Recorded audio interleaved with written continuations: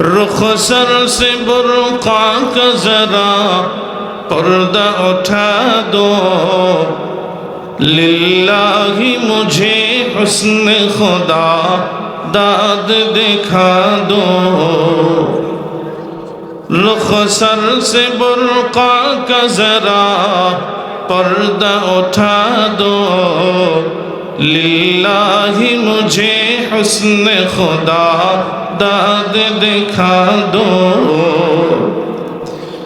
ऐ बहर करम सदक़ा हुसैन बिन अली का, प्यासा हूँ मुझे शरबत दीदार पिला दो। ऐ बहर करम सदक़ा हुसैन बिन अली का, प्यासा हूँ मुझे शरबत दीदार पिला दो।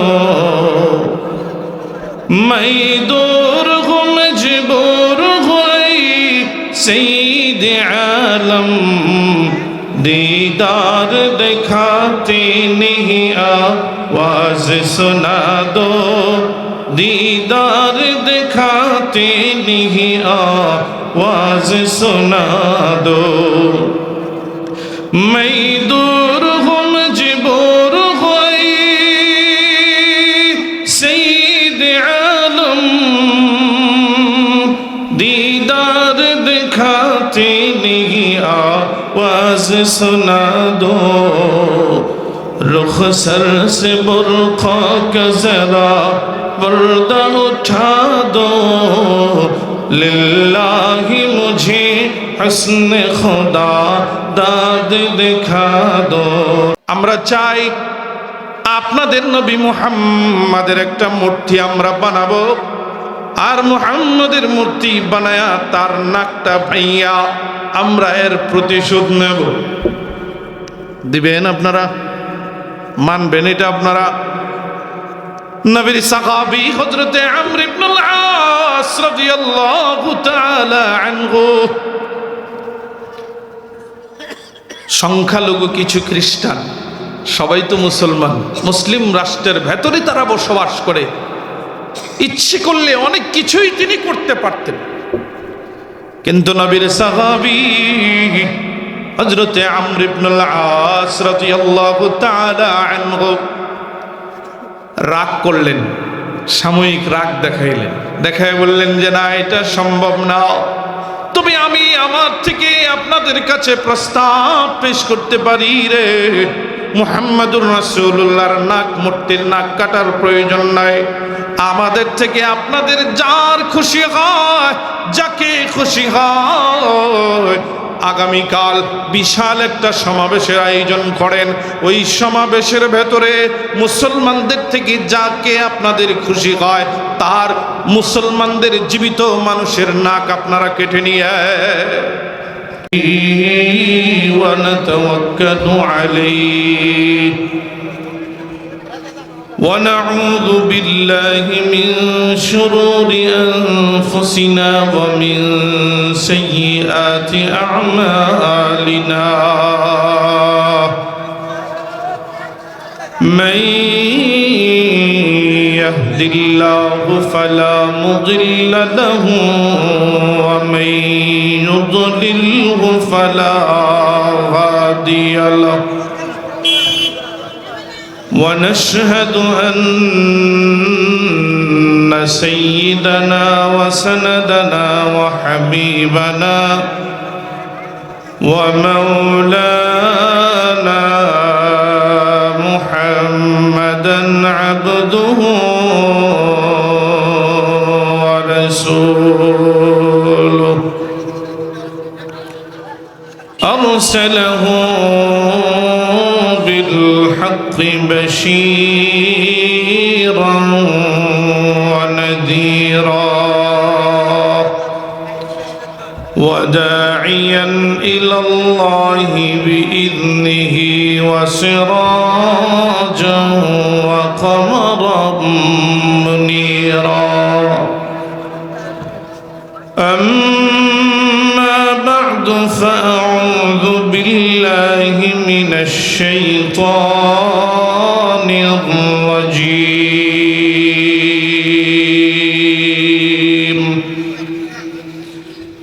بسم الله الرحمن الرحيم.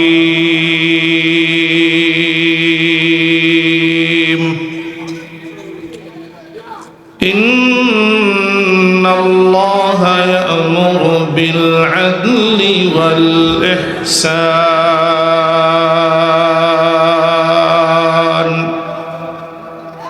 وإيتاء ذي القربى وينهى عن الفحشاء والمنكر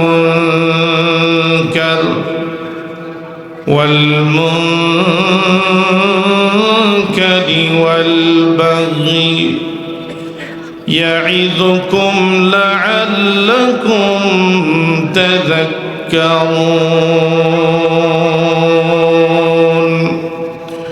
وقال رسول الله صلى الله عليه وسلم: ألا من ظلم معاهدا أو انتقصه أو كلفه فوق طاقته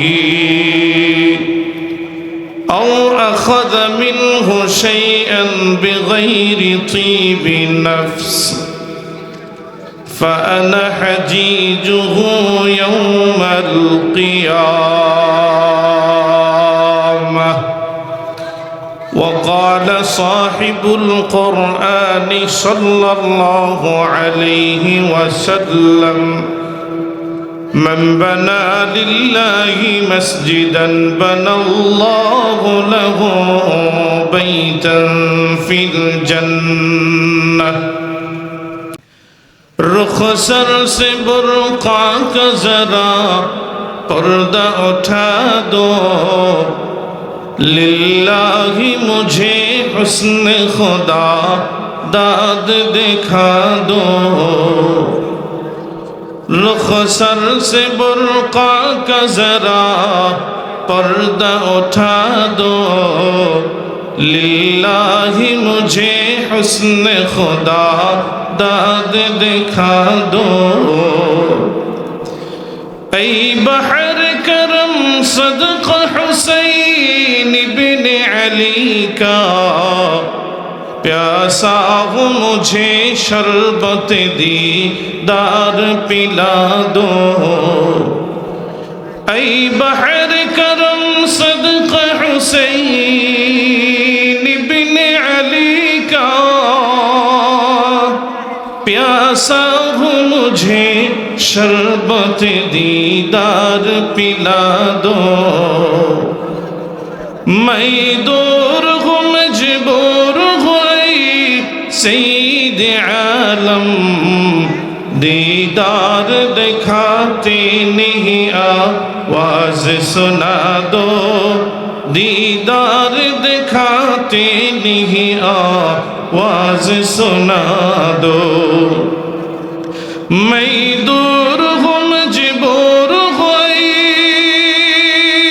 सईद आलम,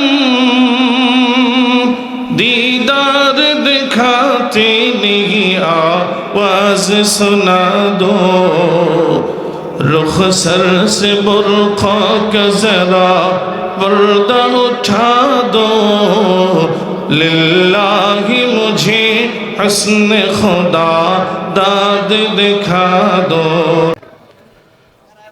অধ্যক্ষের আয়োজিত মহতি মাজলিসের মান্যবর সভাপতি, দিগার মুআজ্জাজ মুকাররম উলামায়ে কেরাম, পিতৃতুল্য মুরব্বিয়ানে ইজাম, যুবক ভাইরা, পর্দার আড়ালে বসে থেকে দ্বীনি আলোচনা শ্রবণরতা আমার মা ও বোনেরা, সর্বপ্রথম ওই মহান মালিকের দরবারে কালিমাতুশ শুকুর আদায় করছি যে মহান মালিক আপনি আমাদেরকে দুনিয়ার বিভিন্ন রকমের ঝামেলা থেকে মুক্ত করে শারীরিক মানসিকভাবে সুস্থ রেখে এ ধরনের একটি জালিসুর রহমানে আসার বসার কিছু কথা বলা এবং শোনার তৌফিক দান করেছেন।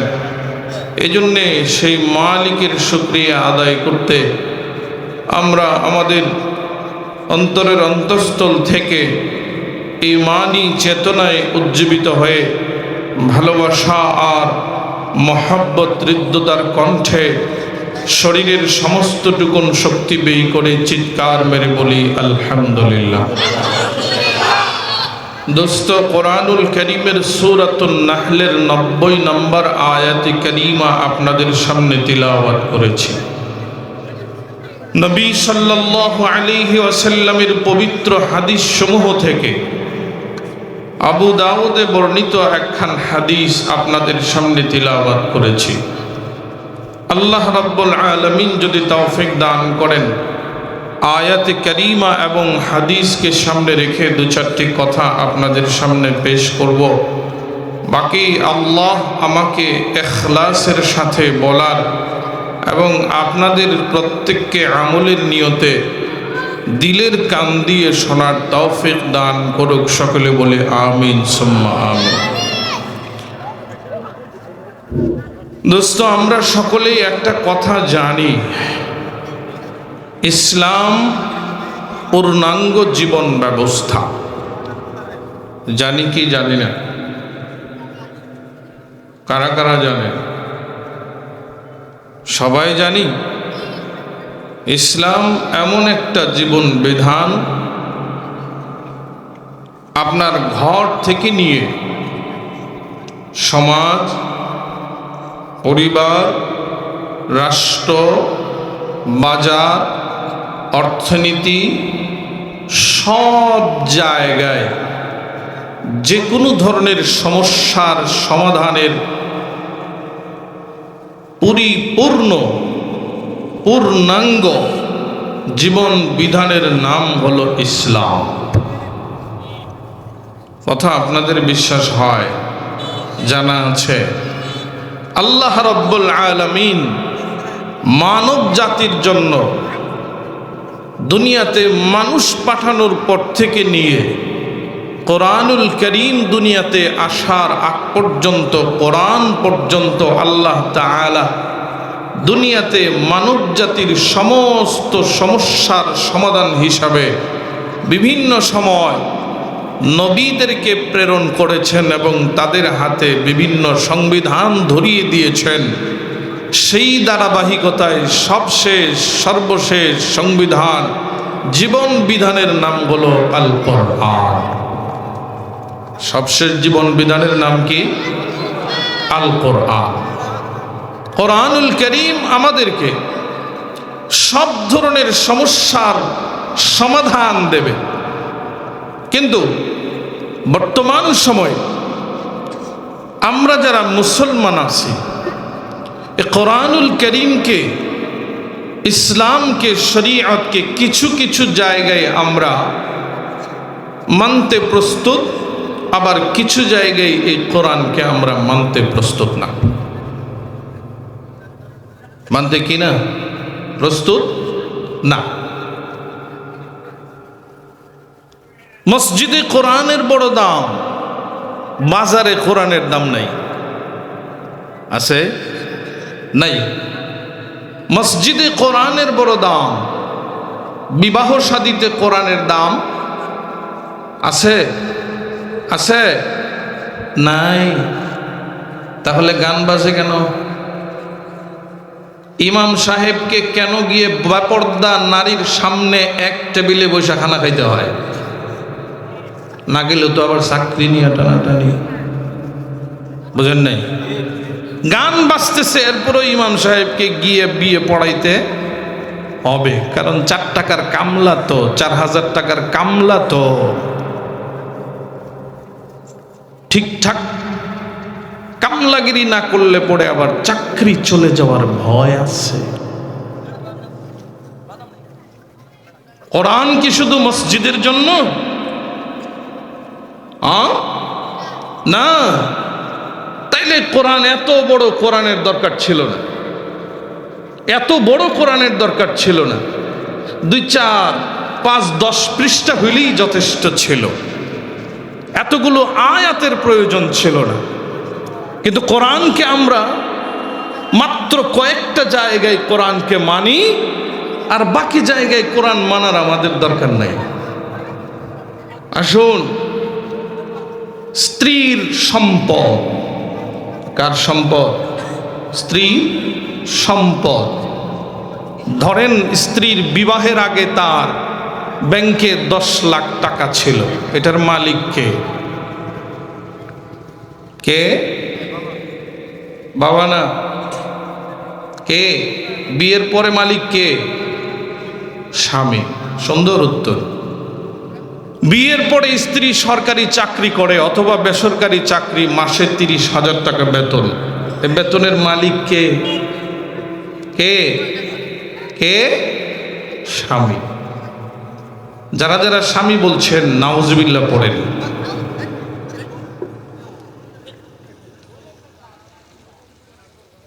নাউজুবিল্লাহ পড়েন। উদাহরণ দিচ্ছি যে কোরআন শুধুমাত্র মসজিদে আমরা রেখে দিয়েছি, কোরআন যে সমাজেও দরকার, কোরআন যে রাষ্ট্রেও দরকার, কোরআন যে বাজারেও দরকার, এই কথাটাই মুসলমান মানতে প্রস্তুত না। স্ত্রীর 1 পয়সার উপরে স্বামীর হস্তক্ষেপের কোনো অধিকার কোরআন দেয় নাই। কয় পয়সা? 1 পয়সাও স্ত্রীর মনের সন্তুষ্টি ছাড়া স্বামী খরচ করার অধিকার রাখে না। যদি তাই হয় তাহলে স্বামী বিয়ের সময় মহারানা দিতে হয় কেন? সহজ যুক্তি দেই আপনাদের। মহারানা কেন দিতে হয়? স্ত্রীর সমস্ত সম্পদ যদি স্বামী যখন তখন বুক দখল করে খাইতে পারে, তাহলে স্বামী কেন মহারানা দেয়? যুক্তি বুঝছেন আপনারা? এখানে কি কোরআন আমরা মানি? মানি? মানি? মানি না। কিন্তু কোরআন একটা পূর্ণাঙ্গ জীবন বিধান। বর্তমান সময়ে একটা গুরুত্বপূর্ণ টপিক, সেটা হলো বৈষম্যহীনতা। আন্দোলন করেছেন আপনারা, বৈষম্য বিরোধী আন্দোলন। যারা বৈষম্য তৈরি করেছিল তারা আন্দোলনের চুটে দেশ থেকে পালাতে বাধ্য হয়েছে। কিন্তু এই বৈষম্যের ব্যাপারে ইসলাম কি বলে? ইসলাম কি বলে? আমি একজন মুসলমান হিসাবে কোরআনকে যদি আমি প্রশ্ন করি, ইসলামকে যদি আমি প্রশ্ন করি যে কোরআন বলো তো দেখি, বৈষম্যের ব্যাপারে, বৈষম্যহীনতার ব্যাপারে, নেই পরায়ণতার ব্যাপারে ইসলাম কি বলে? আমার আল্লাহ বলে,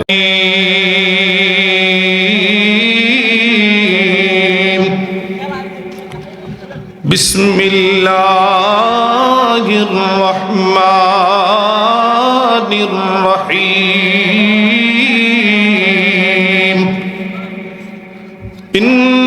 ইন্নাল্লাহা ইয়া'মুরু বিল আদলি ওয়াল ইহসান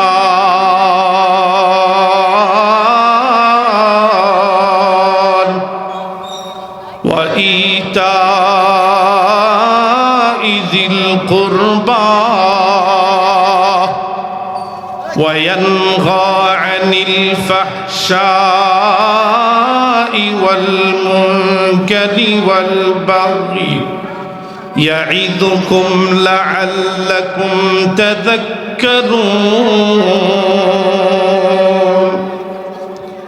আল্লাহ রাব্বুল আলামিন সূরাতুন নাহলের 90তম আয়াতে আল্লাহ রাব্বুল আলামিন বান্দা বান্দীদেরকে লক্ষ্য করে 6টা নির্দেশনা দেয়। আমার আল্লাহ 6টা আদেশ এবং নিষেধ করতেছেন। আল্লাহ বলেন, ও দুনিয়ার মানুষেরা রে, আমি আল্লাহ সূরাতুন নাহলের মধ্যে তোমাদেরকে 3টা নির্দেশ দিচ্ছি আর 3টা নিষেধ করতেছি। তিনটা কাজের ব্যাপারে আমি আল্লাহ তোমাদেরকে পালন করার নির্দেশ দেই। তোমাদেরকে আমি আল্লাহ তোমাদের উপরে ওয়াজিব করে দিলাম, তিনটা কাজ তোমরা করবা, আর তিনটা কাজ থেকে তোমরা বিরত থাকবা। মুফাসসিরিনে কেরামগণ বলেন, সূরাতুন নাহলের 90তম আয়াত, 90 নম্বর আয়াত এমন একটা মৌলিক আয়াত, যেই আয়াতের ভেতরে আল্লাহ রাব্বুল আলামিন সংক্ষেপে গোটা শরীয়ত ইসলামীকে ঢুকিয়ে রেখেছেন। এই 6টা নির্দেশের মধ্যে আল্লাহ রাব্বুল আলামিন সর্বপ্রথম নির্দেশ দেয়, আমার আল্লাহ বলেন, ইন্নাল্লাহা ইয়া'মুরু বিল আদলি ওয়াল ইহসান। আল্লাহ বলেন, আয় দুনিয়ার মানুষেরা, আমি আল্লাহ সর্বপ্রথম তোমাদেরকে নির্দেশ দিচ্ছি আদলের নির্দেশ। আদল কাকে বলা হয়? ইনসাফ। আদল ও ইনসাফের নির্দেশ আল্লাহ দেয়। আদল ও ইনসাফ এটা আরবি শব্দ, বাংলায় আদলের বাংলা হলো নেই পরায়ণতা, আদলের বাংলা হলো বৈষম্যহীনতা। আল্লাহ বলেন বৈষম্যহীনতার নির্দেশ আল্লাহ দিচ্ছেন। আয় দোস্ত, ইসলাম যদি সমাজে থাকে, ইসলাম যদি পরিবারে থাকে রে, ইসলাম যদি রাষ্ট্রে থাকে, ইসলামকে যদি মানুষ মেনে নিতে পারে, কোথাও কোনো বৈষম্য থাকবে না। আয় দোস্ত, ইসলামকে নিয়ে সবচেয়ে বড় প্রোপাগান্ডা যেটা ছড়ানো হয়, ইসলাম ধর্মে ধর্মে বৈষম্যকে বিশ্বাস করে। ধর্মে ধর্মে কি করে? বৈষম্য কি করে? বিশ্বাস করে। সবচেয়ে বড় প্রোপাগান্ডা।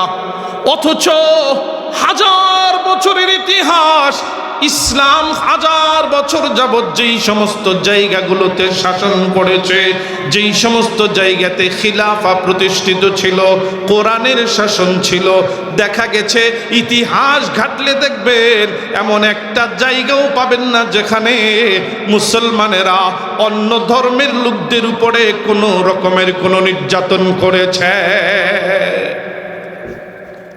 হযরত ওমর ফারুক রাদিয়াল্লাহু তাআলা আনহুর জামানায়, ইসলামের দ্বিতীয় খলিফা হযরত ওমর ফারুক রাদিয়াল্লাহু তাআলা আনহুর জামানায় মিশরের গভর্নর হযরত আমর ইবনুল আস রাদিয়াল্লাহু তাআলা আনহু, হযরত আমর ইবনুল আস বড় চৌকুশ চৌকান্ন মেধাবী একজন গভর্নর। হযরতে আমর ইবনুল আস রাদিয়াল্লাহু তাআলা আনহু নবীর সাহাবী, তিনি মিশরের গভর্নর। আলেকজান্দ্রিয়া নামক তখনকার এলাকাটা ছিল খ্রিস্টান অধ্যুষিত, কিন্তু মুসলমানদের শাসনের ভেতরে, মুসলমানদের রাষ্ট্রের ভেতরে খ্রিস্টানরা বসবাস করে। মুসলমানদের রাষ্ট্রের ভেতরে খ্রিস্টানরা বসবাস করে। খ্রিস্টান সাধারণ মানুষেরা মুসলমানদের নেতৃত্বকে মেনে নিয়েছেন, কারণ তারা বাস্তবতা চিন্তা করে দেখেছেন ইসলামের শাসন ব্যবস্থা তাদের জন্য বড় সহায়ক, তাদের জন্য বড় ভালো। এই জন্যে সকলেই ইসলামের রাষ্ট্র ব্যবস্থাকে মেনে নিয়েছেন। হঠাৎ করে একদিন সকালবেলা শোনা গেল আলেকজান্দ্রিয়ার একটা বিশাল রাস্তার মাঝখানে যিশু খ্রিস্ট হযরত নবী ঈসা আলাইহিস সালাতু ওয়াস সালামের একটা মূর্তি। কে যেন রাতের বেলা মূর্তির নাক ভেঙে দিয়েছে, কে যেন নাক ভেঙে দিয়েছে। খ্রিস্টানদের মধ্যে একটা আন্দোলনের অভাব, একটা আন্দোলন শুরু হয়ে গেল। মুসলমানদের রাষ্ট্রের ভেতরে থাকি, নিশ্চয়ই কোনো মুসলমান আমাদের যিশু খ্রিস্টের মূর্তির নাক ভেঙে দিয়েছে। হ্যাঁ দোস্ত, ইসলাম অন্য ধর্মের ব্যাপারে ইসলাম কতটা সহনশীল। ইসলাম নবী মুহাম্মদুর রাসূলুল্লাহ সাল্লাল্লাহু আলাইহি ওয়াসাল্লাম যখন মদিনা রাষ্ট্র গঠন করলেন, নবীজি সর্বপ্রথম পৃথিবীর রাষ্ট্রীয় সংবিধান, সর্বপ্রথম ইতিহাস সাক্ষ্য দেয় পৃথিবীতে সর্বপ্রথম রাষ্ট্রীয় সংবিধান আমার আপনার নবী মুহাম্মদুর রাসূলুল্লাহ সাল্লাল্লাহু আলাইহি ওয়াসাল্লামের নির্দেশনায় লিখিত ছিল। মদিনা রাষ্ট্রের যে সমস্ত ধারা উপধারা ছিল রে, ওই উপধারাগুলোর মধ্যে একটা ছিল মদিনা রাষ্ট্রে সকল ধর্মের মানুষেরা সমান অধিকার পাবে। সেকুলার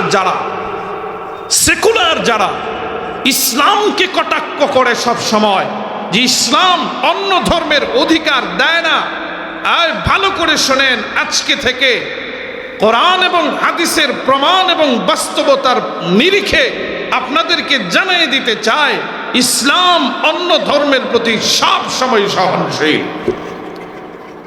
ঘটনা ঘটে গেল, যীশু খ্রিস্টের নাক ভেঙে দিয়েছে, বিচারের জন্য গভর্নর আমর ইবনুল আস রাদিয়াল্লাহু তাআলা আনহুর দরবারে উপস্থিত খ্রিস্ট ধর্মের যাজকেরা, আয় আমর ইবনুল আস, কে যেন আমাদের মূর্তির নাক ভেঙে দিয়েছে, আমরা এটার বিচার চাই।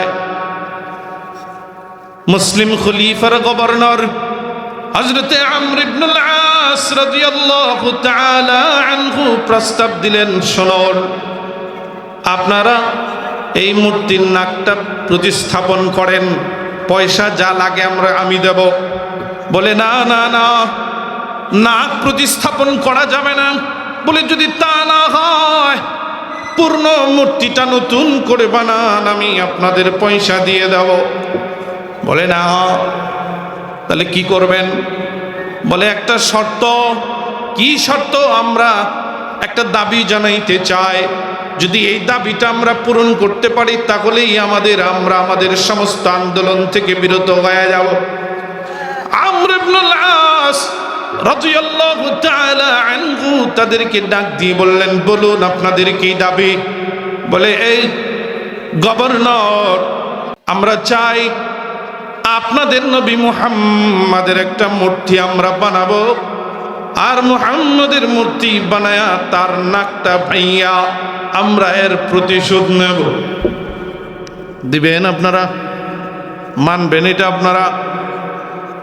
নবীর সাহাবী হযরতে আমর ইবনুল আস রাদিয়াল্লাহু তাআলা আনহু সংখ্যালঘু কিছু খ্রিস্টান, সবাই তো মুসলমান, মুসলিম রাষ্ট্রের ভেতরে তারা বসবাস করে, ইচ্ছে করলে অনেক কিছুই তিনি করতে পারতেন, কিন্তু নবীর সাহাবী হযরতে আমর ইবনুল আস রাদিয়াল্লাহু তাআলা আনহু রাগ করলেন, সাময়িক রাগ দেখায় বললেন যে না, এটা সম্ভব না। তবে আমি আমার থেকে আপনাদের কাছে প্রস্তাব পেশ করতে পারি রে, মুহাম্মদুর রাসূলুল্লাহর মূর্তির নাক কাটার প্রয়োজন নাই। আমাদের থেকে আপনাদের যার খুশি হয়, যাকে খুশি হয়, আগামীকাল বিশাল একটা সমাবেশের আয়োজন করেন। ওই সমাবেশের ভেতরে মুসলমানদের থেকে যাকে আপনাদের খুশি হয় তার মুসলমানদের জীবিত মানুষের নাক আপনারা কেটে নিয়ে, আমাদের থেকে যার পারেন নাক কেটে নেবেন, কোনো আপত্তি নাই। পরদিন সকালবেলা বিশাল সমাবেশের আয়োজন করা হয়েছে। খ্রিস্টান, মুসলমান সহ অন্যান্য সকল ধর্মের লোকেরা বিশাল একটা মরুভূমির ভেতরে জমা হয়েছে, সবাই উপস্থিত। মুসলমানদের কারো একজনের নাক কাটা হবে, খ্রিস্টানরা তামাশা দেখবে। নাক কাটার পূর্ব মুহূর্তে নবীর সাহাবী হযরতে আমর ইবনুল আস রাদিয়াল্লাহু তাআলা আনহু স্টেজে উঠে দাঁড়ায় গেলেন, সংক্ষিপ্ত একটা ভাষণ দিলেন। সংক্ষিপ্ত ভাষণের মূল বিষয়বস্তু ছিল, আয় খ্রিস্টানেরা, আপনারা আমাদের নিরাপত্তায় আছেন, আপনাদের ধর্মীয় সমস্ত কার্যবিধিগুলো আমাদের নিরাপত্তার ভেতরে। সবশেষ তিনি ঘোষণা করলেন, এই মিশরের গভর্নর আমি আমর ইবনুল আস, যেহেতু আমার গভর্নরের দায়িত্বের ভেতরে মূর্তির নাক ভাঙা গেছে, এই জন্যে সর্বপ্রথম আমি স্বীকার করতেছি এই দোষ হলো আমি গভর্নরের, আমার দোষ। সুতরাং আমি অপরাধী হইয়া আমার কোন মুসলমানের নাক কাটা যাবে, আমি আমর ইবনুল আস এটা সহ্য করতে পারবো না। সুতরাং আয় জাল্লাদ, এই খ্রিস্ট ধর্মের লোকেরা শোনো রে, আমি তোমাদের হাতে আমার নিজের খোলা তরবারিটা তুলে দিলাম, নাও নাও। এই অপরাধে যদি কোনো মুসলমানের নাক কাটতে হয়, আমি আমর ইবনুল আসের নাক আগে কাটো। মুসলমানদের সেনাপতি হযরতে আমর ইবনুল আস খ্রিস্ট ধর্মের যাজক তরবারিটাকে পরীক্ষা করে দেখলেন, না, তরবারির ধার ভালোই আছে, নাক কাটবে। আমর ইবনুল আস রাদিয়াল্লাহু তাআলা আনহু তিনি দাঁড়ায় গেলেন শুলিতে। নাক কাটার পূর্ব মুহূর্তে হঠাৎ করে দেখা যায় খ্রিস্টানদের মধ্য থেকে একজন যুবক দাঁড়ায় গেছে। আয় জাল্লাদ, দাঁড়াও দাঁড়াও দাঁড়াও, গভর্নরের নাক কাটবা না, সেনাপতির নাক কাটবা না। সেনাপতি মুসলমানেরা কেউ যীশু খ্রিস্টের নাক ভাঙে নাই।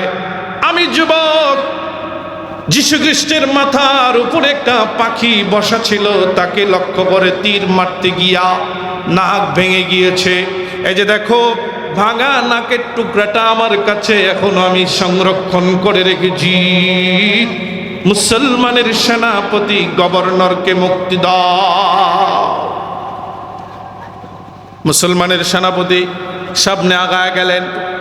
আয় দুস্ত, আবু দাউদ শরীফে বর্ণিত হাদিস, নবী মুহাম্মদুর রাসূলুল্লাহ সাল্লাল্লাহু আলাইহি ওয়াসাল্লাম ফরমান, قال رسول الله صلى الله عليه وسلم على من ظلم معاهدا أو انتقصه أو كلفه فوق طاقته أو أخذ منه شيئا بغير طيب نفس فأنا حجيجه يوم القيامة। নবী বলেন, যেই রাষ্ট্রের ভেতরে মুসলমানেরা শাসন কায়েম করে ফেলেছে, যেই রাষ্ট্রের ভেতরে ইসলামী রাষ্ট্র, যেই রাষ্ট্রের ভেতরে মুসলমানরা শাসন ব্যবস্থা পরিচালনা করে, ওই রাষ্ট্রের ভেতরে যদি কোনো হিন্দু থাকে, এই রাষ্ট্রের ভেতরে যদি কোনো অমুসলিম থাকে, আবু দাউদ শরীফের সহিহ হাদিস, নবী বলেন,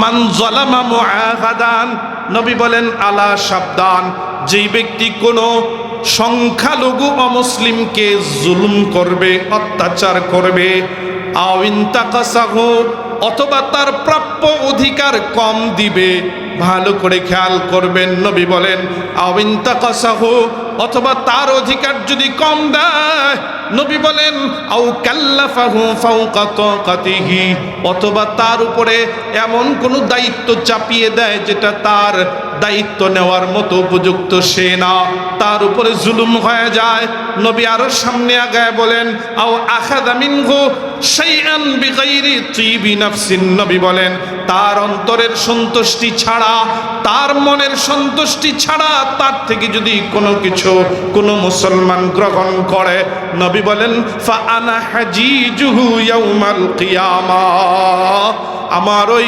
মুসলমান উম্মতের বিরুদ্ধে হাসরের মাঠে আমি বাদী হইয়া দাঁড়াবো। মুসলমান রাষ্ট্রে যদি কোনো হিন্দু থাকে, মুসলমান রাষ্ট্রে যদি কোনো খ্রিস্টান থাকে, মুসলমান রাষ্ট্রে যদি কোনো অমুসলমান থাকে, নবী বলেন, তার অধিকার যদি কোনো ব্যক্তি কম দেয়, তার উপরে জুলুম করে, তাকে যদি কোনো বোঝা চাপায়া দেয়, আবু দাউদ শরীফের হাদিস, নবী বলেন আমি নবী ওই মুসলমানের বিরুদ্ধে হাসরের মাঠে বাদী হয়ে দাঁড়াবো। বুখারীর রওয়ায়াত, নবী মুহাম্মদুর রাসূলুল্লাহ সাল্লাল্লাহু আলাইহি ওয়াসাল্লাম বলেন, মান কাতালা মুআহাদান লাম ইয়ারিহ রাইহাতাল জান্নাহ ওয়া ইন্না রিহাহা লাতুজাদু মিন মাসিরাতি 40 আমা। নবী বলেন, কোন ব্যক্তি যদি সংখ্যালঘু মুসলিম রাষ্ট্রের সংখ্যালঘু অমুসলিমকে হত্যা করে, নবী বলে এই হত্যার কারণে, বুখারীর বর্ণনা, নবী বলেন সে জান্নাতে যাবে তো দূরের কথা, জান্নাতের ঘ্রাণও পাবে না, জান্নাতের ঘ্রাণও পাবে না। এই হলো অমুসলিমদের সাথে সংক্ষেপে দু একটা কথা বললাম, আরো লম্বা কথা আছে এখানে, আরো বহু হাদিস আছে, কোরআনের বহু আয়াত আছে। মুসলমানরা অমুসলিমদের সাথে ভারত শাসন করেছি আমরা মুসলমানেরা, 60 বছর শাসন করেছি, কিন্তু যদি মুসলিম সেনাপ্রধানেরা, মুসলমান রাষ্ট্রপতিরা, যদি মুসলমান সেনাপ্রধানেরা, রাষ্ট্রনায়করা যদি চাইতেন যে তারা এদেশে কোনো হিন্দু দেখতে চায় না, একটা হিন্দু থাকতো না, কারণ ক্ষমতাই তো আমাদের। 700 বছর ক্ষমতা আমরা এখানে ছিলাম ভারতে, কিন্তু কোনো ইতিহাসে কথা লিখতে পারবে না যে মুসলমানরা অন্যায়ভাবে কারো উপরে জুলুম করেছে। নবীজি হিজরত করার পরে 2 সন্তান এসে নবীজির কাছে বিচার দিতেছে, ইয়া রাসূলুল্লাহ, আমার বাবা মুসলমান, আমরা এখনো মুসলমান হই নাই, বাবা তো আমাদেরকে চাপ দিতেছে, তোমরা যদি মুসলমান না হও তো তোমাদেরকে আমি ঘর থেকে বের করে দেব।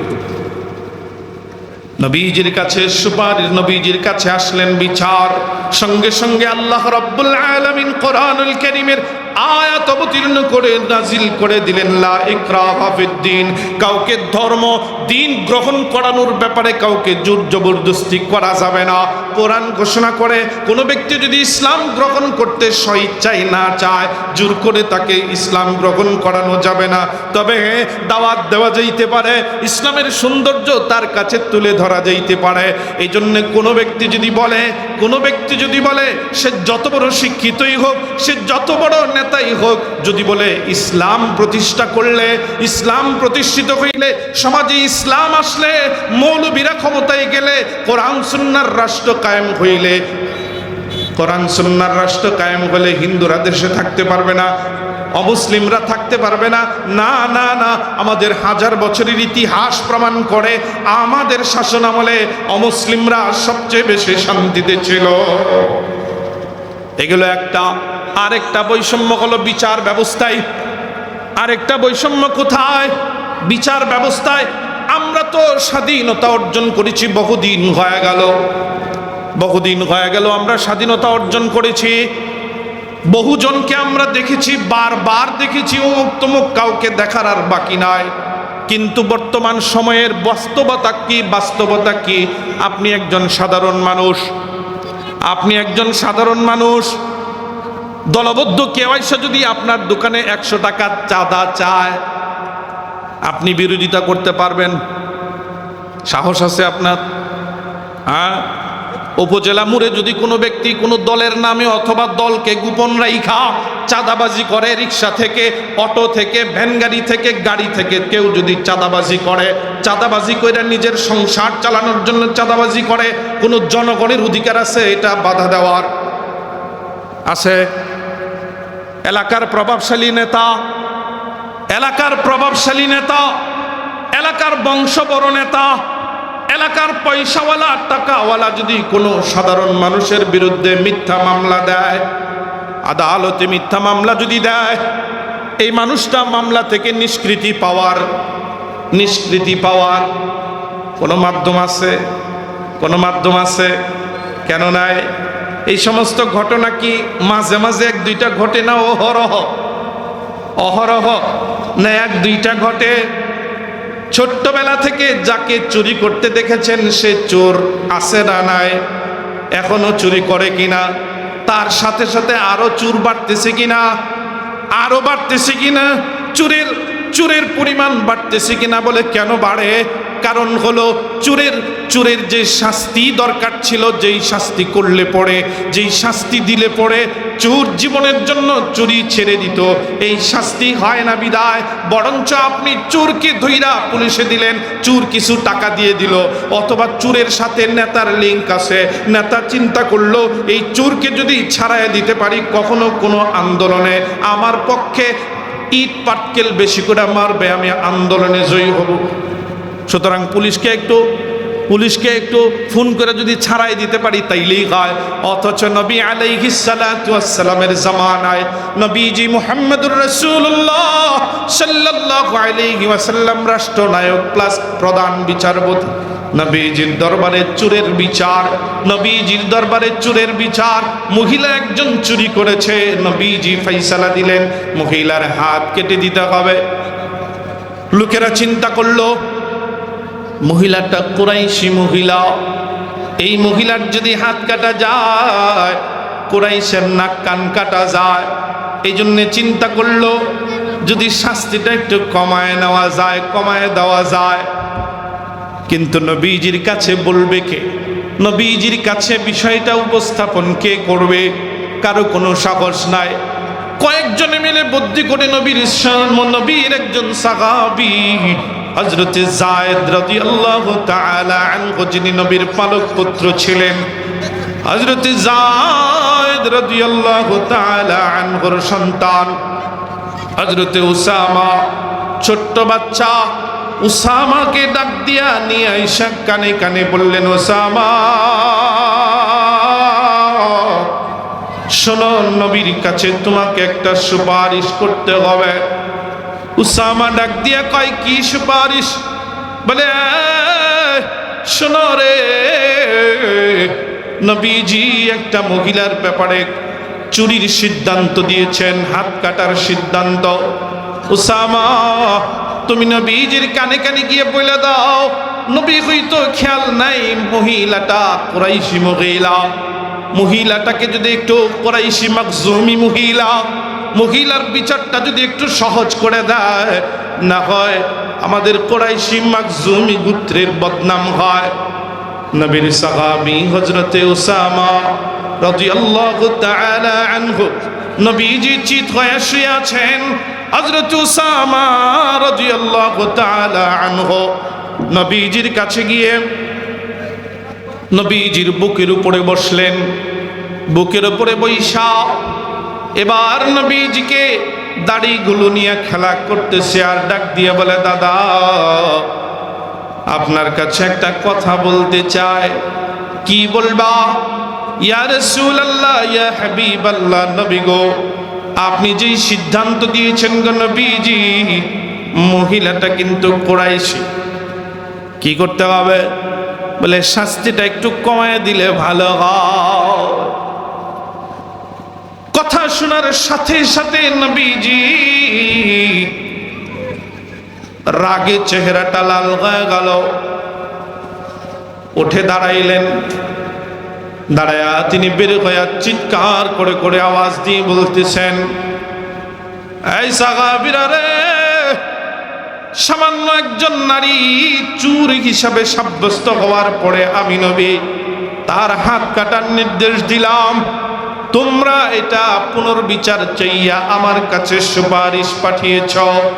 শোনো শোনো, আমি নবী এই মহিলা কেন রে, কুরাইশি কেন, মাখজুমি গোত্রের নারী কেন, সে যদি আমার মেয়ে ফাতেমা হয় রে, আমি নবী মুহাম্মদ এই চুরির শাস্তি দিতে গিয়া আমার নিজ হাতে আমার মেয়ের হাত কাটব।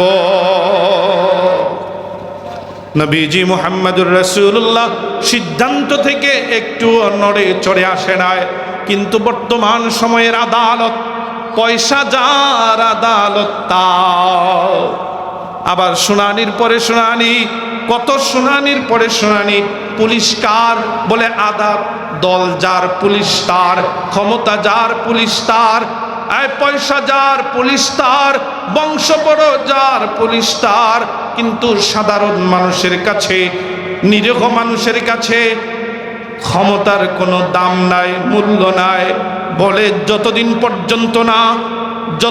পর্যন্ত না আমরা মুসলমানেরা পরিপূর্ণভাবে কোরআনকে আঁকড়ে না ধরতে পারবো, সমাজ, পরিবার, রাষ্ট্র পর্যন্ত কোরআনকে আমরা না চাবো, ততক্ষণ পর্যন্ত এই সমস্ত অন্যায়, জুলুম, বৈষম্য থেকে কোনো দিন নিষ্কৃতি পাওয়া সম্ভব না। চেয়ারম্যান সাহেব বলে গেছে আগের সরকার স্বৈরাচারী সরকার মাহফিল করতে দেয় নাই, অনুমতি লাগতো। কথা ঠিক, কিন্তু এখন যেটা হচ্ছে সত্য কথা যেটা হচ্ছে, আমার নাম না দিলে মাহফিল করতে দেব না। এটা কেন? উমুকের নাম দিতে হবে, তুমুকের নাম দিতে হবে, উমুকরে না দিলে হবে না, তুমুকরে না দিলে হবে না। কিরে বাবা কেন এই বৈষম্য? কোরআনের মাহফিল হবে, নাম কেনই বা দিতে হবে? নামের কি প্রয়োজন? তুমি নাম দিলে যদি কোরআনের মাহফিল হয়, নাম না দিলে যদি কোরআনের মাহফিল হইতে না পারে, তোমার মতো জালেম, তোমার মতো ফেরাউন আর দুনিয়াতে আর কেউ নাই। তুমি সবচেয়ে বড় স্বৈরাচারী। তোমার নাম না উঠলে, তোমার নেতার নাম না উঠলে যদি কোরআনের মাহফিলে বাধা দাও, তাহলে তুমি সবচেয়ে বড় স্বৈরাচারী। সুতরাং যেখানে মাহফিলগুলো বাধাগ্রস্ত হচ্ছে, গতকাল একজন মুহতামিম এসে আমাকে দাওয়াত দিতে এসে দুইটা চোখের পানি ছেড়ে দিয়ে একবারে কান্না করা শুরু করে দিছে। 3 বার ডেট চেঞ্জ করছে আমাকে, হুজুর এই ডেটটা হবে না, হুজুর দয়া করে আরেকটা ডেট দেন, ওই ডেটটাতে করি, হুজুর এই ডেটটাতে করি। কিরে ভাই, এত ডেট চেঞ্জ করেন কেন? কয় হুজুর এলাকার দলীয় নেতারা এই বারবার ডেট চেঞ্জ করাইতেছে। নাম সবশেষ ডেটটা চেঞ্জ হয়েছে কেন? সত্য কথা বলছি, সবশেষ ডেট চেঞ্জ কেন হয়েছে? মুহতামিম সাহেব আমাকে বলছেন ডেট চেঞ্জ হয়েছে কারণ কি? কারণ একটাই, ওনারা পেরা সাজাই দিছেন এভাবে, কিন্তু উনি পোস্টার করছেন উপরে নিচে নাম দিয়ে। কেন উপরে নিচে নাম দিল? ওনাদের সাজেশন অনুযায়ী পাশাপাশি কেন নাম দিল না? উপরে নিচে কেন নাম দিল? 13,000 টাকা ভর্তুকি দিয়া নতুন করে ডেট দিয়া আবার তাকে পোস্টার ছাপাইতে হয়েছে। এটা কোনটা? এটা কোন স্বৈরাচারী? সুতরাং সাবধান। কোরআন 1000 বছরের স্মৃতি নিয়ে কোরআন জমিনে আছে, এখনো থাকবে, কিয়ামত পর্যন্ত কোরআন থাকবে, কোরআন প্রেমীরা থাকবে, কোরআনই থাকবে দুনিয়াতে। আর কোনো তন্ত্রমন্ত্র থাকবে না, আর কোনো প্রভাব থাকবে না, কোরআনই থাকবে দুনিয়াতে, আর কেউ থাকবে না। সুতরাং যে যত বড় ধরনের ক্ষমতাই দেখাও না কেন, যখন কবরে চলে যাইবা তোমার ক্ষমতা আর থাকবে না, দুনিয়াতেই তো থাকে না। এই জন্য সাবধান। কোরআনের মাহফিলগুলোকে চারদিক থেকে এভাবে চেপে ধরবেন না। স্বাভাবিকভাবে কোরআনের মাহফিলগুলো হতে দিবেন, কোরআনের মাহফিলগুলো, মাদ্রাসাগুলো এভাবে হতে দিবেন। আল্লাহ তাআলা আমাদের সকলকে তৌফিক দান করুন। আপনাদের প্রধান বক্তা